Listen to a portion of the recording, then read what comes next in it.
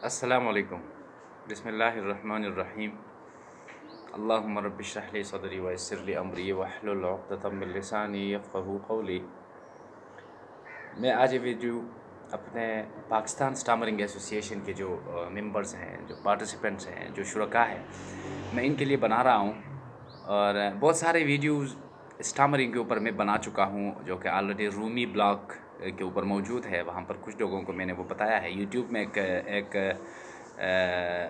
Web TV है जिसका नाम है रूमी ब्लॉग, इसके अंदर वो सारे वीडियोस मौजूद हैं। इसके अलावा कल मैं पाकिस्तान स्टामरिंग एसोसिएशन के ऊपर एक पोस्ट मैंने किया था कि I have found the real solution of stammering. तो बहुत सारे लोग वहाँ पर आ गए और मेरे ऊपर भी बहुत सारे रिजर्वेशन उन्होंने लगाए कि ये सिर्फ फेम बनाने के लिए है और व्यूअर्स बढ़ाने के लिए है। या व्यूअर्स को इंक्रीज़ करने के लिए अपने आप को स्टामरिंग की तरफ लेकर आना ज़रूरी होता है क्या? अपना फेम बढ़ाने के लिए, अपना व्यूअरशिप बढ़ाने के लिए बहुत सारे और भी काम कर होते हैं, उनके पीछे आदमी जा सकता है। लेकिन मेरी बात सुने, ये इस बात को हर एक स्टामर आदमी समझता है कि ये एक फियर है, ये एक वहम है, ये एक डर है, ये एक डेल्यूजन है। लेकिन इस वहम को, इस डर को अपने अंदर से खींच कर बाहर कोई भी नहीं फेंकता और कोई कोशिश भी नहीं करता इसके लिए कोई भी कोशिश नहीं करता कि मुझे अब इस डर को निकालना है, उसको निकाल के बाहर फेंकना है। और मुझे भी माशरे में कंसिस्टेंसी के साथ, प्रोग्रेशन के साथ, तरतीब के साथ, रवानगी के साथ मुझे भी बात करनी है। और मैं आप लोगों को ये बात बताऊं, खुदा इस बात का वाहिद शाहिद गवाह है, और मेरे गांव के लोग, मेरे फैमिली के लोग, इन सबको पता है कि मैं 3 अल्फाज, 4 अल्फाज, 5 अल्फाज रवानगी के साथ नहीं बोल सकता था। मैं नहीं बोल सकता था और मैं रोता था। कई दफ़ा मेरे सामने इस तरह के वाक़यात आए हैं कि मैंने एक मुसम्मम प्लान के तहत ख़ुदकुशी करने के लिए कोशिश की कि खुदाया इस विज़न का, इस टैलेंट का, इस काबिलियत का मैं क्या करूं जिसको मैं प्रोनाउंस ही नहीं कर सकता। मैंने स्टामरिंग के ऊपर अपनी चित्राली ज़ुबान में एक बहुत ही खूबसूरत पोइम भी लिखा है, और वो पोइम इंशाअल्लाह टाइम आने पर मैं उसको भी सामने लेकर आऊँगा। लेकिन इससे पहले मैं आप लोगों को एक बात यहाँ पर बताता हूँ कि ये बात अपने ज़हन में याद रखें। जिस तरह कोई भी काम दुनिया में प्रैक्टिस के अलावा, एक्सरसाइज के बग़ैर, होमवर्क के बग़ैर, प्रैक्टिस के बग़ैर नहीं हो सकता, वो परफेक्ट नहीं हो सकता। अगर आपने सियासत करनी हो ना, तो टाइम से पहले आपने इसके बैकग्राउंड में बहुत सारे होमवर्क करने होंगे, बहुत सारे स्पीच बनाने होंगे। अगर आपने फुटबॉलर बनना है ना, तो आपको उसके लिए भी बहुत सख्त थका देने वाले प्रैक्टिस, एक्सरसाइज करने पड़ेंगे। और तब जाके जब टूर्नामेंट कहीं हो जाता है ना, तो ग्राउंड में जाके आप जो तमाशाई होते हैं उनको महसूस कर सकते हैं और एक अच्छा परफॉर्मेंस आप दे सकते हैं। ठीक है, प्रैक्टिस के बगैर नहीं हो सकता। और अगर आपने डॉक्टर बनना है तो भी आपको बड़े पापड़ बेलने पड़ते हैं और बहुत मेहनत करना पड़ता है, तब जाके आप डॉक्टर बन सकते हैं। इसी तरह ये बात करने का जो अमल है ना, बात करने का जो अमल है, ये भी प्रैक्टिस, एक्सरसाइज, होमवर्क और इनके अलावा ये नहीं आ सकता, ये नहीं हो सकता भाई। इसके लिए भी आपको एक्सरसाइज करना पड़ेगा। अब दो बहुत ही इंपॉर्टेंट चीज़ों को हमने देखना होगा कि एक जेनेटिक स्टामरिंग होता है, जेनेटिक, किसी का वालिद स्टामरर हो, फिर उसका बेटा, फिर उसके बेटे, ये सिलसिला थोड़ा सा मुख्तलिफ है।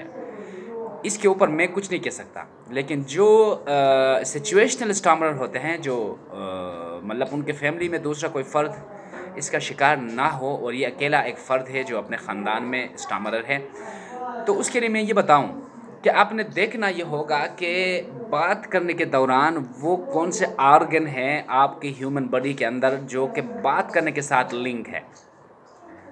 जब इंसान बात करता है तो उसके बॉडी के अंदर वो कौन सी चीज़ें हैं, वो कौन से ऑर्गन्स हैं, वो कौन से सिम्पटम्स हैं जो कि बात करने के साथ अमल दखल रखते हैं, उसके साथ एक हिसाब से वो एफिलिएट हो जाते हैं, वो एसोसिएट हो जाते हैं बातों के साथ।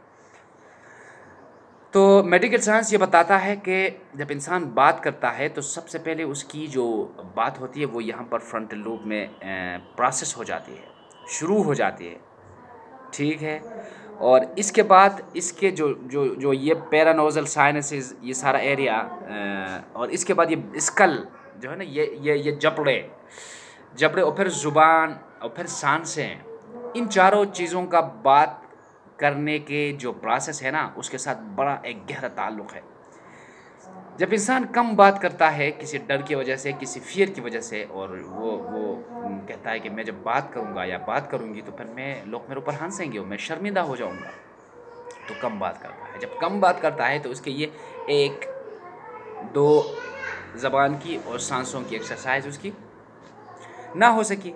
उन लोगों के मुकाबले में जो स्टामरर नहीं हैं, जो हेजिटेशन फील नहीं करते हैं, जो ओपनली बात करते हैं किसी के सामने भी, तो उनका तो एक्सरसाइज हो जाता है। लेकिन ये जो चुप रहता है, जो साइलेंट रहता है, उसकी एक्सरसाइज नहीं होती। तो हम इस टॉपिक के ऊपर बहुत सारे बातें करेंगे और मैं अपना जो सक्सेस स्टोरी है वो आप लोगों के सामने रख दूंगा। और मैं एक किताब भी इस टॉपिक के ऊपर लिख रहा हूँ। खुदा की कसम मुझे किसी फेम वेम की ज़रूरत नहीं है यार, दफ़ा करो फेम को, हम क्या करेंगे? अल्लाह का शुक्र है, we are living a good life, no need any more fame, हमें इस चीज़ की ज़रूरत नहीं है। हम अपनी सेटिस्फेक्शन के लिए जो तजुर्बात हम कर चुके हैं उनको हम आप लोगों के साथ शेयर करना चाहते हैं ताकि किसी का फ़ायदा हो। ठीक है, आप लोग देख लें इन बातों का। और एक लास्ट चीज़ मैं यहाँ पर ही बता दूँ आप लोगों को, इंसान बाय नेचर इंसान जो है ना, ये बहुत ही ज़्यादा सेल्फिश है, ख़ुद अर्ज़ है इंसान। ये किसी भी काम को वो चाहता है कि 5 मिनट के अंदर मसला हल हो जाए।